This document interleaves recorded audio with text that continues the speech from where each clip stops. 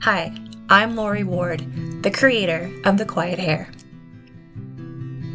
I remember this one year when I was preparing students for state testing, completing a department review process, working on my PhD, teaching 2 courses I'd never taught before, and was pregnant at the same time.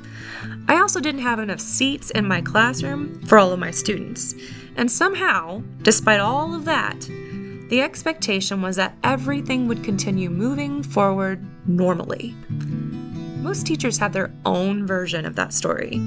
Teachers are expected to meet an impossible number of demands simultaneously, often all within the same hour. Additionally, these teachers are managing their lives outside of school. Family responsibilities, relationships, financial burdens and obligations, the reality of being more than just a teacher. Students are facing their own challenges as well. They do not walk into classrooms as empty academic vessels. Students arrive carrying experiences and struggles that often remain invisible to everyone around them. But good teachers notice those things. Good teachers care. But caring has weight, especially when you're trying to support students without making their burdens your own. I think that's why I hear so many teachers describe a kind of exhaustion that sleep alone does not fix, a kind of tired that settles into your bones. It's not just physical exhaustion, it's mental exhaustion, emotional exhaustion, and cognitive exhaustion. The kind of tiredness that is a result of your brain never having the chance to turn off so it can process. Because teaching rarely provides true cognitive closure. There's always something unfinished waiting for your attention. Teachers seem to exist inside systems of constant urgency, where everything feels immediate and everything feels important. Over time, that kind of pace changes people. Sustained pressure changes the way human beings think and function. When people live in a state of constant urgency, depth gets replaced by survival. Reaction replaces reflection. Completion replaces processing. Eventually, I realized something. The urgency surrounding teachers does not stay with the teachers. It spreads into their classrooms. Students feel it. The teachers feel it. And learning is affected by it.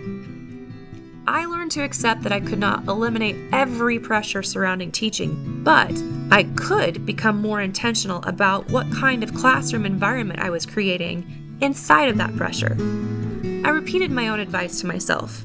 You can't control everything around you, but you can control how you react to everything around you.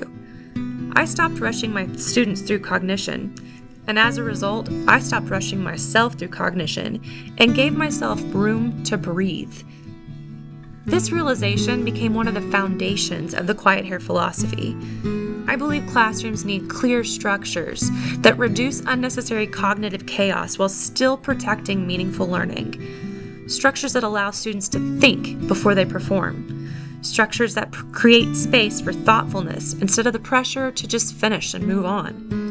Structures that allow teachers and students to breathe while still learning, especially during the times of year when everyone is running on empty. I don't think the solution is asking teachers to become infinitely productive or emotionally indestructible. I think the solution is creating environments where meaningful thinking is more sustainable for everyone in the room. Because slowing down is not laziness. Pausing is not failure. And creating room for deeper thinking is not wasted time. Sometimes it is the very thing that allows people to remain connected to the work and to themselves. And that's something worth paying attention to.